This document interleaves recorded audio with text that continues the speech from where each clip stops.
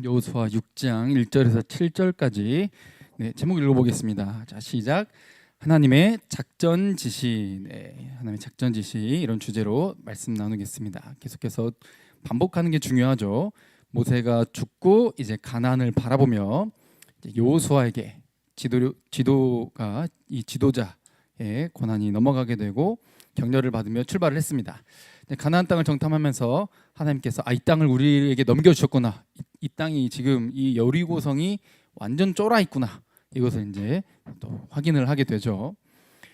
그리고 이제 믿음으로 나아가는 하나님의 언약궤가 먼저 앞서가면서 이 요단강의 우기 건너기 힘든 이 시기에 하나님의 기적 같은 간섭으로 건너게 되죠. 그래서 함께 인도하시면서 이것을 기념하도록 돌을 세워두었죠. 길갈에 세워두면서 이것을 기억하는 겁니다. 특별히 40년 전은 6월절 준비일이었고 6월절을 거치는데 이제 6월절 준비일 날 요단강을 건너고 가나안 땅에서 첫 6월절을 보내게 되는 것이죠.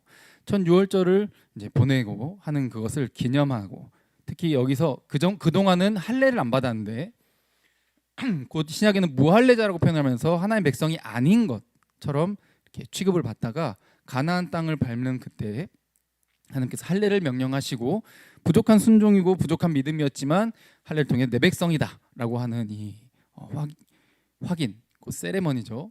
이것을 할 수 있게 은혜를 베풀어 주셨습니다. 그래서 아브라함으로부터 너희들이 그 하나님께서 해주신 그 언약이 연속성으로 너희들에게도 똑같이 적용이 된다라는 것을 강조하고 있는 거죠. 그래서 출애굽 6월절 나온 거 40년 전에 출애굽을 기념을 하잖아요. 하나님의 능력으로 나온 것을 기념하는데 이제는 가나안 땅에 들어가는 것을 기념했고 드디어 이제 만나가 멈췄다. 그래서 가나안 땅의 소출을 먹었다. 근데 이제 6월절 이튿날이라고 돼 있죠. 이게 무교절을 말합니다. 무교절. 첫 6월절 때 어린 양을 잡아먹고 그 다음에 누룩을 넣지 않은 정말 딱딱한 맛없어 보이는 실제로 맛이 없습니다. 그래서 소스를 이렇게 찍어 먹어요. 그것 없이는 먹기 힘든 그 무교병 이것을 먹었다는 거죠. 근데 이때 계속 만나를 먹다가 이 땅에서 난 소산물로 드디어 곡물을 먹었어. 곡기가 끊어졌었는데 곡물을 먹었지. 무교병을 먹으면서 6월절 무교절이라고 하는 것을 7일간을 지킬 수 있게 되었다는 거죠. 그래서 이제 공식적으로 광야 생활이 끝나고 가나안 땅에 들어왔다. 입성했다. 이것을 이제 하나님께서 선언을 해주셨죠. 그래서 이제 새 출발을 한다. 이제 새 출발을 하는데 그럼 이제 가나안 땅에 들어왔다. 끝. 이게 아니라 뭐가 남았죠? 이제 전투가 남았어. 전투가 싸워야 돼. 이게 쉽지 않은 거죠. 그냥 예수 믿고 나는 이제 구원받았다. 끝. 이게 아니라 그게 출발점이라는 거죠. 시작. 다른 말로 이제 성화라고 표현을 하잖아요. 내가 성장하고 거룩하게 변해가는 이 영적 전투의 시작. 그래서 지난 시간에 이것을 시작한 데 있어서 드디어 전쟁을 해야 되는데 전투를 해야 되는데 여리고성을 맨 처음 맞닥뜨리게 되잖아요. 그때 여호와의 군대 장관이 먼저 나타나서 신을 벗으라 라고 신을 벗고 엎드리니까 그대로 끝나는 거죠. 이 내용이 나왔다는 거죠. 뭘 강조하는 거예요? 이 전쟁은 여호와의 군대 장관이 지금 여기 와 계시는 것처럼 하나님이 지도하신다. 하나님이 지휘하신다. 하나님의 전쟁이다. 그러니 너는 뭐 해라? 신을 벗으라. 순종해라.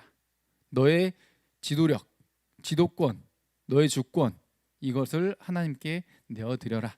이런 명령이었고 여호수아는 그대로 행하면서 순종을 하게 된 것이죠. 자, 이제 이 장면이 끝나고 드디어 오늘 본문입니다.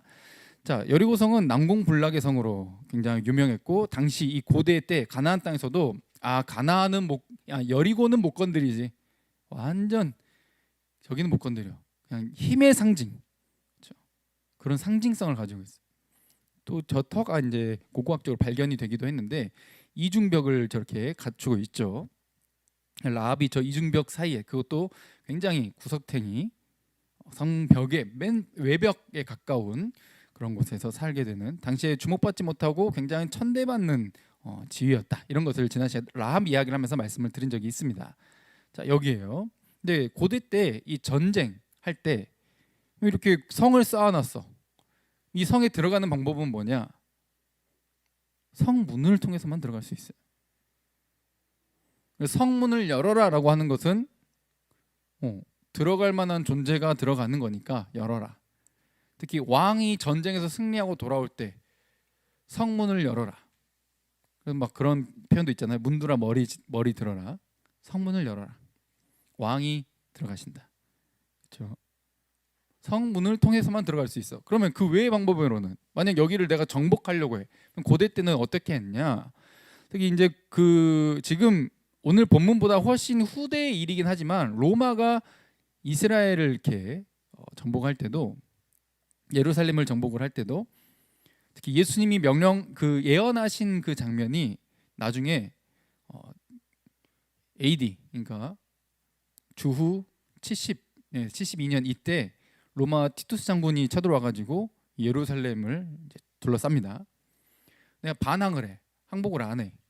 그래서 하는 게 뭡니까? 가둬놓고 삥 둘러친 다음에 굶겨 죽이기. 네, 이런 방법. 고대 때는 지금처럼 뭐 드론 날아가서 뭐 폭격하고 이런 거 없습니다. 네, 그런 뭐 대포 미사일 이런 거 없어요. 그냥 진짜 몸으로 일단은 같이 가야 되는 그런 공성전이라 하잖아요. 이것을 해야 되는 거죠. 그래서 이렇게 토성을 쌌습니다. 토성. 주로 한 많은 것은 이제 토성을 쌌는데 굉장히 많은 인력이 필요해. 그리고 토성을 여기까지 가까이 와가지고 쌌는데 적군이 성벽 위에서 가만히 쳐다보고 있을까? 아니죠. 어떻게든 하나라도 숫자를 줄이려고 막 계속 공격을 할 거 아니에요. 그러니까 저것을 감수하고 앞에 들고 막 흙 퍼다 날르는 것도 막 엄청 하나 퍼다 날랐는데도 진짜 많은 사람의 그래가지고 몇 개월 혹은 몇 년간은 쌓아야 돼, 저 흙을. 그래서 어때요? 결국 옆에 흙이 저 비슷한 높이까지만 쌓이게 되면은 이제 저 성벽을 직각으로 이런 식으로 막 사다리를 놓던지 하면 공성탑을 갖다가 딱 대가지고 되든지 이런 거 하는 거 없이 그냥 걸어가 가지고 덮칠 수 있다 이런 거죠. 근데 굉장히 많은 인력이 필요해. 그리고 역시 희생을 하게 되죠. 근데 다른 방법은 이렇게 사다리를 놓고 바로 올라가면 어때? 막 위에서 돌 찍어 내리지, 막 화살 쏘지, 엄청난 희생을 감수해야 돼요. 또 투석기 같은 거. 근데 지금 이스라엘 백성들 같은 경우는 어때요? 투석기 그런 거 없습니다. 네, 전쟁의 뭐 무기, 기술력, 전쟁에 대한 지식 이런 거 없어요. 그리고 뭐 저런 전쟁 무기 이제 성문을 뿌개고 들어가는 게 가장 이제 어떻게 보면 좀 합리적일 수 있는 방법인데 그게 저 날카로운 거 혹은 굉장히 큰 거 이걸로 성문에 우다다다다다 이렇게 많은 사람들이 가서 박아가지고 성문을 부시고 들어가는 거죠. 근데 이건 역시도 어때요? 가만 내버려두지 않죠. 엄청난 희생을 감수해야 돼. 여리고성이 지금 당시에 이 가나안 땅에서도 유명한 난공불락의 성인데 어떻게 해야 되냐 이 말이지. 엄청난 희생을 감수할 것인가 했을 때 지금 이게 하나님이 하시는 전쟁이다라는 것을 강조하고 있습니다. 자, 난공불락이라고 하는 것을 강조한 게 6장 1절이에요. 오늘 본문입니다. 시작. 이스라엘 자손들로 말미암아 여리고는 굳게 닫혔고 출입한 자가 없더라. 지금 여리고성은 지금 잔뜩 쫄아 있어. 성이 굉장히 견고해가지고 들어오긴 쉽지 않겠지라고 생각을 하지만 나가지도 않고 그 누구도 이제 이스라엘 사람이 아니어도 못 들어와. 꽉 닫아놓고 어때? 이제는 쉽지 않다. 완벽하게 문을 닫았다. 이거는 여의치 않다. 절대 쉽게 정복될 수 있는 상태가 아니다. 라는 것을 지금 강조하는 거죠. 굳게 닫혔고 출입한 자가 없더라. 이제 개미새끼 한 마리도 못 지나간다. 이거 진짜 쉽지 않겠는데? 라는 생각이 든다는 거죠. 근데 여호와께서 이렇게 말씀을 하십니다. 2절 시작. 여호와께서 여호수아에게 이르시되 보라 내가 여리고와 그 왕과 용사들을 네 손에 넘겨주었으니 아멘. 뭐래요? 하나님께서 보라 내가 여리고와 그 왕과 용사들을 너희 손에 이미 넘겼다. 즉 이미 정복된 것과 다름이 없다 라고 말씀을 하세요. 이미 넘겼다. 걱정하지 말아라. 이게 뭔 소린가? 저기는 문을 굳게 닫았고 우리는 지금 저기를 정복하려면 너무 어마어마한 희생을 감수하든지 어마어마하게 오랜 시간이 걸리든지 이거 절대 쉽지 않을 것 같은데 이미 넘겼대. 이때까지만 해도 여러분이 그냥 저 상황으로 딱 들어간다면 우리야 지금 그 뒤의 일들을 어느 정도 이제 읽어서 알고 있기 때문에 안 와닿지만 저때 당시에는 이게 뭔 소린가? 도대체 어떻게 하시겠다는 건가? 라는 게 상상이 잘 안 된다는 거죠. 그때 하나님께서 이상한 작전을 말씀을 해주십니다. 굉장히 구체적이고 좀 전략적이고 굉장히 효율적인 그런 작전을 말할 것 같은데 좀 이상한 작전을 이야기하세요. 자, 3절부터 시작. 너희 모든 군사는 그 성을 둘러 성 주위를 매일 한 번씩 돌되 엿새 동안을 그리하라. 자, 여기 매일이라는 말은 없는 말이에요. 본문에는 매일이라는 말은 없고 그냥 엿새 동안 한 번씩 돌아라. 그렇게만 해도 이제 무슨 말인지 이해하니까요. 그런 의미입니다. 그럼 뭐 매일이란 말이 들어간다고 해서 아주 틀린 말은 아니게 되는 것이죠. 그러니 성을 한 번씩 하루에 한 번씩 도는 거예요. 6일 동안을. 6일 동안. 이게 뭐지? 그리고 일곱째 날까지 도는데 일곱째 날은 어때요? 4절에 보니까 자, 제사장 7명이 7개의 양각이란 말은 양의 뿔이죠. 양의 뿔로 만든 나팔을 잡고 뭐 어디 앞에 나아간다? 언약궤 앞에 간다. 그러니까 언약궤가 요단강 건널 때는 맨 처음에 뭐가 먼저 갔어요? 언약궤가 먼저 갔잖아요. 근데 이제는 언약궤 앞에 뭐가 있어요? 제사장 7명이 7 나팔을 잡고 먼저 가는 거예요. 근데 사실은 이 앞에 그 호위하는 그룹이 하나 더 이 제사장 7명, 나팔을 든 제사장 7명보다 더 앞에 있어요. 근데 이게 저 뒤에 나와요. 잠깐 그 다음 구절에 나오는데 왜냐하면 강조하는 게 지금 가운데 언약궤를 강조하고 있기 때문에 맨 앞부터 순서대로 말하질 않아. 중요한 것부터 말해. 지금 무슨 말인지 이해되시죠? 중요한 순서대로 이야기. 근데 여기서 강조되는 게 7이라는 숫자예요. 7. 제사장 몇 명? 7명. 양각 나팔 몇 개? 7개. 그리고 몇 번째 날? 7번째 날. 그 성을 그리고 7번째 몇 바퀴를 돌아요? 7번을 돌아. 7째 날만 7번을 돌아. 이게 이해가 안 되는 거죠. 이게 뭐예요? 그리고 그때 나팔을 7째 날 7번 딱 돌 때 부는 거죠. 꽝 불면은 5절에 그걸 길게 불 때 그 소리가 이제 신호가 돼가지고 모든 백성들이 다 동시에 소리를 지르는 거야. 큰 소리를 외쳐 부를 것이라게 동시에 큰 소리로 소리를 질러라 이런 의미예요. 소리를 으아 하니까 진짜로 성벽이 무너져 내린 거죠. 그것을 명령을 하시는 거예요. 뭐 이런 게 다 있어. 그래서 막 현대 과학자들이 여기에 이게 너무 많은 숫자가 동시에 이렇게 엄청난 나팔과 소리를 지르면 공명 현상 때문에 실제로 옆에서 이제 고음을 이렇게 꽉 지르면은 유리잔이 깨지기도 하거든요. 공명 현상 때문에. 그런 현상 때문에 이게 과학적으로 가능은 하다 이렇게 하는데 지금 오늘 성경은 그걸 말하고 있는 게 아닙니다. 하나님이 하신다, 내가 하겠다라고 하는 그것을 강조하고 있는 것이지 이게 뭐 과학적으로 가능하니 가능하지 않니, 애초에 요단강이 끊어지는 것도 홍해가 갈라지는 것도 예수님 무리를 걷는 것도 부활하시는 것도 과학으로 설명 안 됩니다. 그건 하나님이 하신다는 거예요. 이상한 작전의 주된 강조점 뭐예요? 언약궤가 가장 중요하다 그랬죠. 하나님이 함께 하시고 하나님이 동행하시고 하나님의 능력으로 하나님이 하시겠다는 거예요. 그리고 7일 강조해. 그러면 지금 아까 우리 서론 부분 지난 시간에 이렇게 복습을 하면서 뭐라고 했죠? 지금 무슨 기간이에요? 가나안 땅을 건너서 6월절을 지키고 6월절 다음 날부터는 뭐예요? 무교절이잖아. 며칠 동안? 7일 동안. 지금 이게 어떤 기간이에요? 무교절 기간이에요. 무교절 기간에 여리고성을 정복하는 거죠. 적군을 무너뜨리는 거예요. 자, 먼저 7이라는 숫자를 한번 봅시다. 무교절 7 했을 때 먼저 7. 태초에 하나님이 천지를 창조하실 때 며칠? 6일. 6일입니다. 다 7이라 그래. 6일 동안 창조하시고 7일째 뭐 하셨다? 안식하셨다.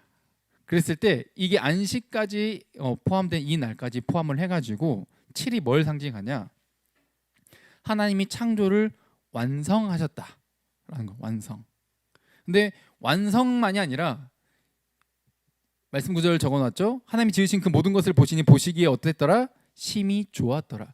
하나님이 봤을 때 좋았다라는 말은 무슨 표현일까요? 불완전했다는 말일까요? 완전했단 말일까요? 완전했다는 거. 그러면은 완벽하다라는 것을 의미해. 7이 무슨 숫자? 그래서 완전수가 된 거. 완전수. 창조의 완성 그리고 완전 그리고 하나님이 심히 좋았다 또 만족하신 숫자. 하나님이 만족하신 숫자. 그런데 이 모든 의미에는 다 누가 하셨어요 지금? 하나님이 하셨잖아. 하나님의 능력으로 이루어진 그런 완벽함을 완성을 의미하는 숫자죠. 그러니까 하나님의 능력으로 완성되는 것이 7이라는 숫자에 담겨 있는 의미예요. 이게 바로 무교병을 먹는 누룩을 넣지 않은 빵을 먹는 무교절 기간이죠. 이 기간 동안에는 과거를 떠올리게 되는 거죠. 지금 가나안 땅을 밟고 나서 첫 유월절, 첫 무교절이잖아요. 그래서 40년 전에 뭐 했어요? 출애굽을 했을 때 첫 유월절, 첫 무교절을 겪었단 말이지. 출애굽할 때 처음 겪은 것, 그리고 이제 가나안 입성하고 처음 겪은 것, 이 상징성을 연속선상에서 가지고 있죠. 자, 유월절 저 그림에서 보는 것처럼 어린 양의 피를 발라서 죽음의 천사가 건너뛰고 패스 오버 이렇게 했다 그러죠. 그리고 살아남게 되고 누룩이 들어가지 않은 빵을 먹고 쓴나물을 먹고 언제든지 떠날 준비를 해. 왜? 여기는 우리 집이 아니니까. 약속받은 그 땅을 향해 갈 준비를 언제나 하는 거야. 여기선 나그네일 뿐. 내가 지금 딛고 있는 이 땅은 내 집이 아니여. 난 갈 곳이 있어. 언제든 떠날 채비를 했고, 그리고 이 무교절 기간에 뭐 했습니까? 홍해 바다를 건넜고 그 뒤를 쫓아오던 애굽 그 이집트의 파라오의 군대가 어떻게 돼요? 홍해에 수장되잖아. 그래서 건너고 나서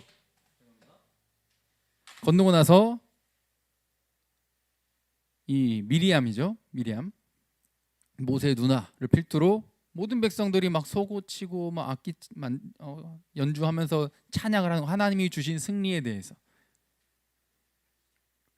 무교절 기간에 일어난 거예요. 출애굽과 적군을 무너뜨리는 승리가. 그게 오늘 여리고를 무너뜨릴 때도 상징적인 기간인 거죠. 약속의 땅에 이제는 들어왔고 그것을 막아서는 적군을 무너뜨려 주시는 하나님의 능력. 지금 출애굽 저 6월절도 출애굽도 홍해를 바다를 가르는 것도 저 적군이 수장되는 것도 다 하나님의 능력이잖아. 지금 가나안 땅에 들어가는 것도 여리고성을 정복하는 것도 다 누구의 능력이다? 하나님의 능력이다. 그러니까 일곱 제사장 일곱 나팔 그리고 일곱 번째 날 일곱 바퀴 이것은 전부 하나님이 하시겠다는 그런 상징성을 가지고 있는 거죠. 하나님의 능력으로 하실 것이다. 그리고 이것을 이제 듣고 명령을 받게 됩니다. 이제 여호수아가 제사장들을 불러서 하나님이 자신에게 하신 것을 그대로 전달하죠. 너희는 언약궤를 메고 제사장 7명의 양각 나팔 7을 잡고 여호와의 궤 앞에서 나아가라. 그러면서 7절 읽어볼게요. 7절 시작. 또 백성에게 이르되 나아가서 그 성을 돌되 무장한 자들이 여호와의 궤 앞에서 나아갈지니라 하니라. 아멘. 무장한 칼찬 자들이 여호와의 궤 앞에서 나가는 거죠. 그래서 무장한 자가 맨 앞에 그리고 나팔 분 자들이 그 뒤에 그 다음에 여호와의 언약궤 그 다음에 뒤에 백성들. 근데 가장 중심에 뭐가 있어요? 하나님의 언약궤가 있는 거죠. 이 과정을 통해서 하나님의 명령이 그대로 전달이 되게 되고 이것을 받은 자들은 이해할 수가 없지만 하나님의 명령이라니까 뭐 해야지. 그리고 이게 맞는 건가? 그리고 이것을 가는데 무장한 자들이 맨 앞에 그룹이 그 조금의 그룹만 무장을 하고 있어.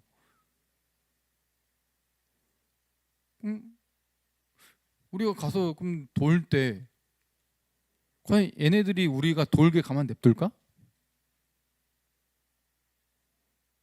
이거 어떡하지? 이거 맞는 건가? 이제 고개가 갸우뚱거려지는 거죠. 그렇죠? 위에서 뭐 돌로 찍어 던지는 거 아니야? 막 별의별 생각이 다 들 수 있잖아요. 우리는 별로 무장한 자들도 거의 없이 이렇게 가서 돌아야 되니까. 이게 전부 뭘 강조하냐? 순종하라는 순종. 너의 머리로 이해해서 이기는 싸움, 너의 지식으로 이기는 싸움이 아니라는 거예요. 이런 순서를 가지게 되는 거죠. 무장한 자들의 앞에 조금 소그룹, 그리고 그 뒤에 나팔은 7그룹, 7명 세사장, 그리고 언약궤, 그 다음에 백성들. 이게 이제 매일같이 6일 동안 돌게 되고 마지막 날만 7번 돌게 되는 겁니다. 근데 이것을 생각을 했을 때 요즘 한동안 또 했던 게 뭐예요? 땅밟기라고 했잖아요. 땅밟기. 믿음으로 가가지고 그 땅을 밟고 절에 가가지고 막 신상 쪼개고 그냥 그 땅에 밟고 그 절을 향해서 절간에 들어가가지고 그 절을 향해서 여호수아가 그랬던 것처럼 이스라엘 백성들이 그랬던 것처럼 소리를 지르면서 막 찬양을 부르고 막 무식한 것들.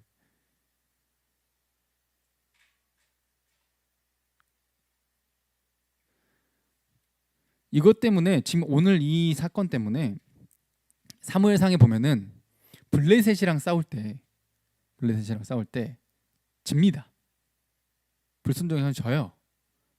지는데 우리가 어떻게 하면 이기면 되냐?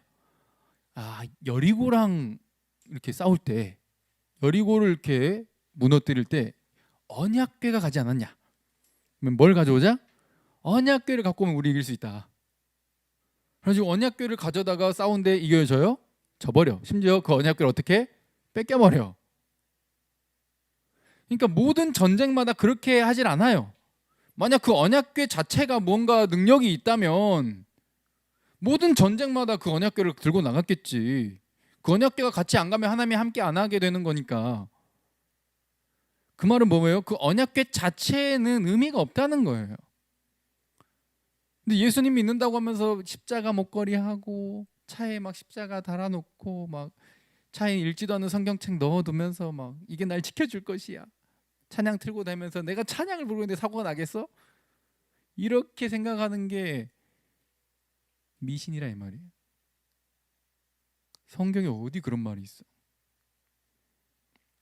그래서 막 퇴마한다고 막 사탄아 물러가라 그러면서 막 마음에도 없는 막 주기도문 외우고 막 사도신경 외우고 막 십자가 들이밀고 막 마늘 갖다 던지고 막 말 같지도 않은 짓을 하는데 전혀 효과 없는 겁니다.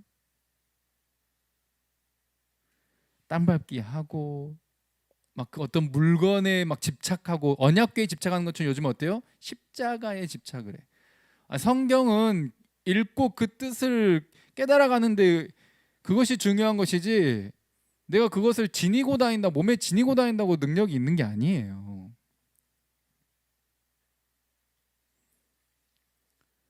그러니까 이것을 오늘 사건을 뭔가 내 삶에 뭔가 막 미신적으로 주술적인 어떤 그런 것들이 허용되는 것처럼 생각하면 안 돼요. 내가 그럼 나도 이렇게 해야겠다. 그것은 네 생각이고 오늘 여리고를 도는 것은 누가 명령했어요? 하나님이 시켰잖아요. 이해가 안 되는데 그걸 하라고 하나님이 시켰잖아요. 그러니까 하나님이 시켰고 하나님이 하시겠다고 약속을 해줬기 때문에 그런 일들이 일어나는 거지. 내 생각대로 막 이것을 몸에 지니고 다니면 이것을 들고 나가면 내가 이렇게 땅밟기를 하면 이것이 정복이 되겠지라는 건 네 생각이라고요. 답답한 인간들 니마. 그렇게 생각하신 분들을 향해 답답한 마음에 이 한사 외쳐봅니다. 그렇게 생각하면 안 된다 이 말이에요. 성경을 너무 미신적으로 해석해가지고 정말 1차원이 아니라 거의 0.5차원도 안 되는 것으로 생각해가지고 그냥 점집에서나 하는 것처럼 행동하면은 하나님 기뻐하신 뜻과는 전혀 달라요. 이건 뭘 상징하는 거예요? 여리고 이거는 이해가 안 돼. 우리가 이렇게 돈을 고 뒤에 수많은 백성들은 지금 비무장으로 가는데 어떻게 할 것이요? 공격하면 어떡해요? 믿음으로 가는 거예요. 순종하라 이 말이에요. 너의 무기에 달린 게 아니라는 거예요. 어떤 전쟁이라는 건 네가 전쟁에 대한 지식과 무기가 막 많아가지고 어떤 전쟁의 능력을 갖추고 있기 때문에 이기는 전쟁이 아니라 하나님이 하시는 전쟁이 할렐루야. 이 성질을 이해하라는 거죠. 그러면 이 전쟁은 어떻게 해야 이긴다? 공식이 있어요. 승리의 공식이. 근의 공식. 예, 저도 나름 이제 공대를 나왔는데 일도 기억 안 나요. 안 쓰다 보니까 하나도 기억이 안 나네요. 어려운 공식처럼 생각을 하기 쉬운데 그렇지 않아요. 신뢰하는 거예요. 내 눈에 보이지 않아도 답답해도 말씀이기 때문에 하나님이 약속한 것이기 때문에 순종하며 가는 거예요. 그래서 이것을 미신적으로 생각하면 안 된다고 한 거죠. 막 무조건 이거 믿음으로 가면 나가 되겠지. 이것은 자기 생각일 수가 있고 성경에 나온 하나님의 뜻, 하나님의 나라 그것을 구하며 나가는 것. 구약 성경의 그 율법의 요약, 하나님 사랑, 이웃 사랑 이것을 이루는 길로 나가는 것. 이게 순종이에요. 이렇게 하면 저 손해 보는 거 아닙니까? 이렇게 하면 나 잘리는 거 아닙니까? 이렇게 하면 나 망하는 거 아닙니까? 이렇게 해서 우리 가족 유지될 수 있습니까? 이렇게 하면 우리 교회 망하는 거 아닙니까? 그것이 님 생각이라는 거지. 세상의 가치와 기준으로 내가 보는 시각으로 판단하는 게 아니라 말씀을 기준으로 하나님의 약속을 기준으로 판단해서 순종하며 나아가면 하나님이 하신다는 거예요. 할렐루야. 이것을 믿고 따라오라는 것이죠. 그것을 본을 보여주신 분이 바로 우리 예수 그리스도이십니다. 히브리서 2장 14절부터 시작. 자녀들은 혈과 육에 속하였음에 그도 또한 같은 모양으로 혈과 육을 함께 지니심은 죽음을 통하여 죽음의 세력을 잡은 자 곧 마귀를 멸하시며 또 죽기를 무서워함으로 한평생 매어 종노릇하는 모든 자들을 놓아주려 하심이니. 아멘. 자신이 육체 똑같이 우리처럼 똑같이 육체를 가지고 혈과 육을 지니고 이 땅에 오셔서 죽음을 거치지 않으셔도 되는 그분이 죽음을 굳이 거치셔서 죽음의 세력을 이기고 짓밟아서 이겨주신 바로 그 마귀를 멸하신 그 이유가 뭐다? 15절에 지금 우리 너무 죽는 게 무서워. 죽기가 너무 싫어. 그래서 평생 내 힘으로 안 죽어보려고 어떻게든 살아보려고 몸부림을 치면서 그냥 돈과 명예와 여러 가지 것에 노예가 되어서 살아갈 수밖에 없는 그런 비참한 인생을 자유롭게 하려고. 아멘. 근데 무엇을 통해서 승리하시죠? 십자가가 뭐예요? 겟세마네 동산에서 이 잔을 할 수 있으시기 때문에 옮겨주세요라고 기도했지만 결국 뭐 하십니까? 하나님을 신뢰해요. 끝까지. 신뢰하기 때문에 어마어마한 고통이 따르지만 순종해서 나가요. 머리로 이해해서가 아니라 하나님의 말씀이기 때문에 약속이기 때문에 갔더니 그게 사탄을 멸하시는 승리를 주신 것이죠. 그래서 이 전쟁은 예수님께서 이미 이기신 전쟁이라는 거예요. 여리고성이 이미 너희에게 넘어갔다라고 말하는 것은 아직 전쟁 시작도 안 했는데 우리는 아직 안 싸웠는데 이미 넘겨줬다는 거예요. 믿으라는 거예요. 우리도 어때요? 예수님의 십자가 뭐 본 적도 없고 예수님 만난 적도 없고 예수님의 목소리 들은 적도 없지만 예수님이 그렇게 하셔서 마귀를 전부 끝내셨다는 거예요. 사탄을 이기셨대. 이미 죽음은 힘이 없어. 너 그럼 죽어. 그러면은 세상은 무서워서 벌벌 떨고 살려주세요 이러지만 우리는 어때?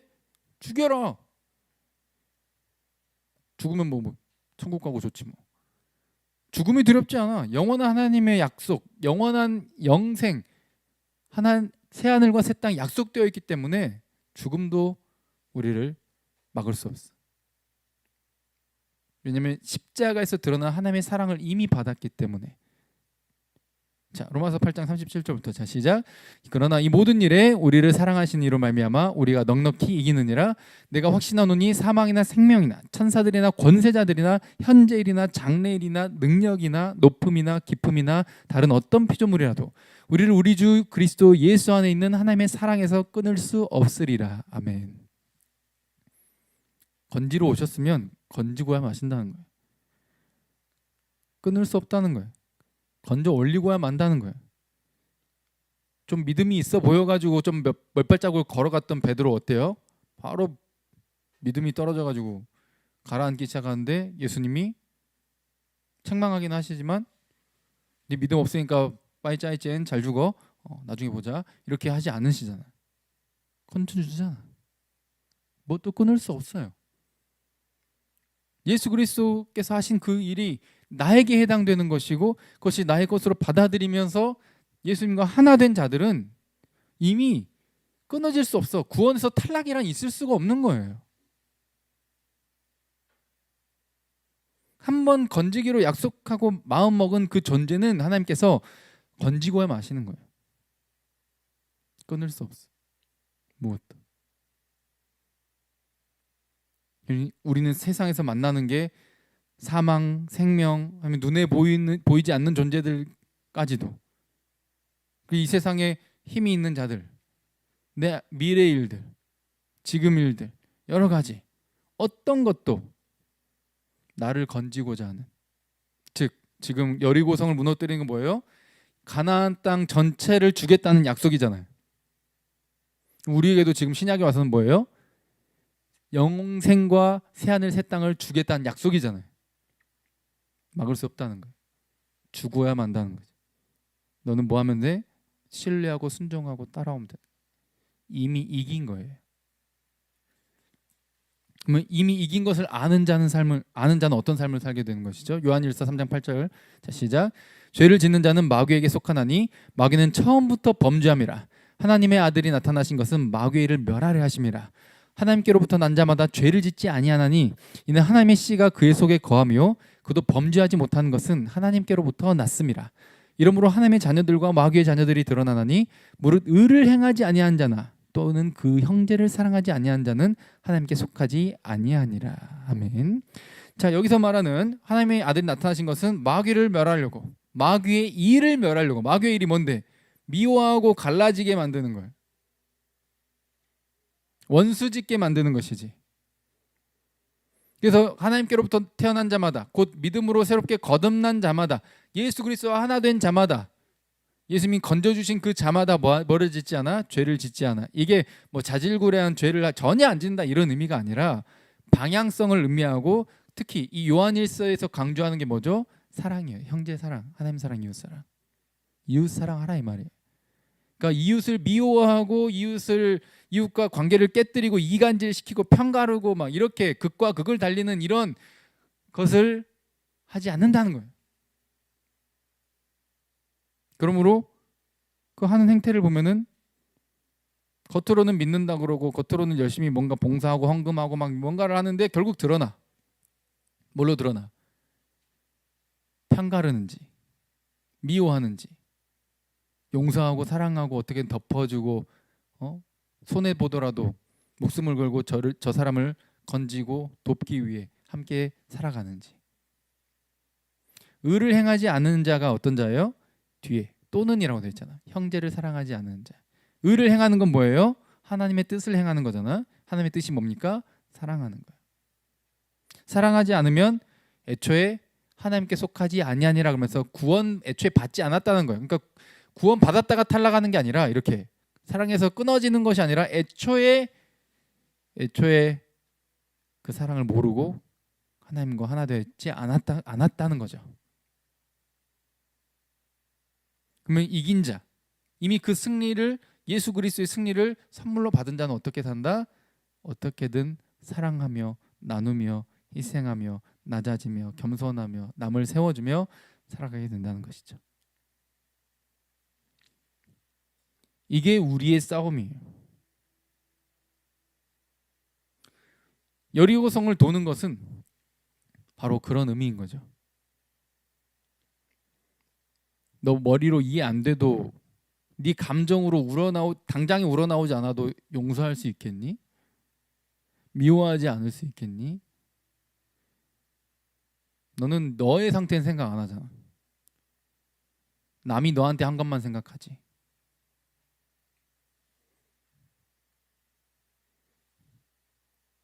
근데 내가 너를 용서했잖아. 너도 이해되지 않아도 그 삶을 살 수 있겠니? 나의 길을 따라올 수 있겠니? 십자가 지고 이 제자도의 삶 함께 걸어갈 수 있겠니? 너 자신을 위해서만 살지 말고 네가 보기에 성경에는 본다라는 게 굉장히 많은 의미를 가지고 있거든요. 네가 보기에 좋은 길, 좋은 사람 선택해서 사랑하지 말고 너의 이웃을 사랑하라는 거야. 모두를. 쟤는 이래서 밉고 쟤는 저래서 뭐가 안 맞고 항상 계산하고 막 따지고 교회 안에서도 갈라지고 미워하고 싸우고 편가르고 끼리끼리 뭉쳐다니고 거기 못 들어가면은 막 소외받았다 그러고 그래서 요한 일서 사도 요한이 뭐라 말합니까? 사랑하라는 거예요. 여러분들이 뭐 중고등부든 청년부든 어디에 속해 있든 상관이 없습니다.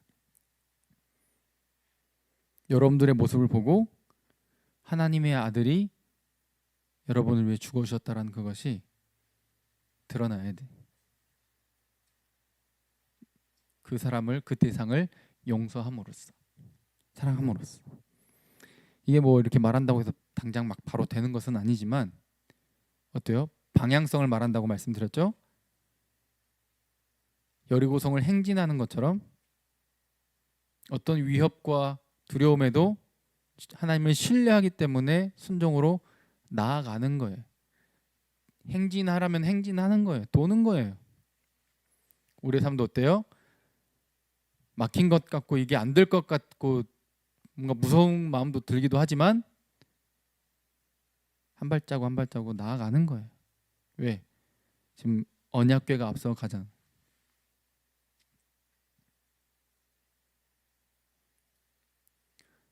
가장 큰 복이 뭡니까? 하나님과 함께 가는 거예요. 사랑의 길, 예수님과 함께 가는 길. 누구든지 나를 따르려거든 자기 십자가를 지고 자기를 부인하고 자기 십자가 지고 따라오라는 거예요. 근데 여전히 우리는 뭐 합니까? 나를 부인을 못해. 저도 그렇고 내 속에 내가 너무 많아. 내 욕심이 너무 많아. 내 계획대로 돼야 되고 내 생각대로 돼야 되고 내 계산에서 좀 안 맞으면은 아닌 거고 이렇게 생각한단 말이지. 요즘 저희 크로스러브와 별빛교회가 믿음으로 나아가면서 지금 기적을 체험하고 있습니다. 참 채워주시는 하나님의 능력을 체험하고 있는데 이사 관련해 가지고 아 진짜 이거 없는데 이게 가능할까? 그런데 뭔가 여러 가지 이제 하나님의 그런 주시는 마음과 사인들이 있어가지고 함께 가자고 하고 이렇게 회의 통해서 이렇게 갔더니 또 채워주시는 기적을 경험하고 있거든요. 만약 계산적으로만 생각을 했다면 현실 안주를 택했다면 그런 경험을 못했을 겁니다.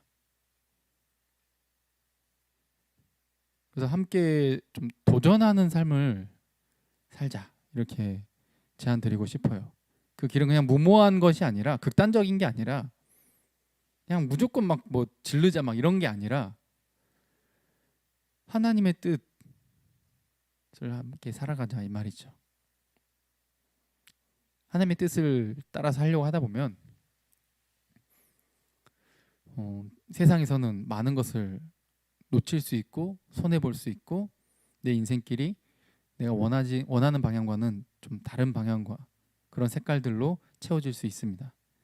그러나 그럼에도 불구하고 성경에 아브라함도 갑자기 나타나셔서 원치 않는 길로 가라고 하셨고 노아도 원치 않았지만 갑자기 홍수를 맞닥뜨리게 되었고 뭐 다윗도 그랬고 다 인물들이 원하는 길로 간 사람이 없어요. 성경에 나온 인물들이.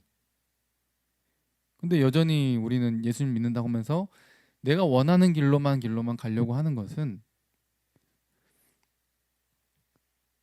세상이라고 하는 여리고를 향해, 내 미래라고 하는 그 여리고를 향해 기적을 체험할 것을 차단시키는 것이죠. 꼭 암이 낫고 홍해가 갈라지고 이것만이 기적이 아닙니다. 이미 여러분들이 예수 그리스도를 믿고 그분과 함께하고 있고 그분이 여러분들의 인생을 인도하고 계신다. 언약궤가 앞서가는 것처럼 여러분들과 동행하고 계신다는 그 사실이 가장 큰 복임을 기억하시고 믿고 따른 저 여러분들 되길 간절히 바랍니다. 가장 큰 복, 주와 동행하는 길, 이게 승리하는 길입니다. 끝까지 신뢰하시고 순종하세요. 그것은 성경에 나와 있고 말씀과 기도를 통해 알 수 있고 따라갈 수 있는 길인 것이죠.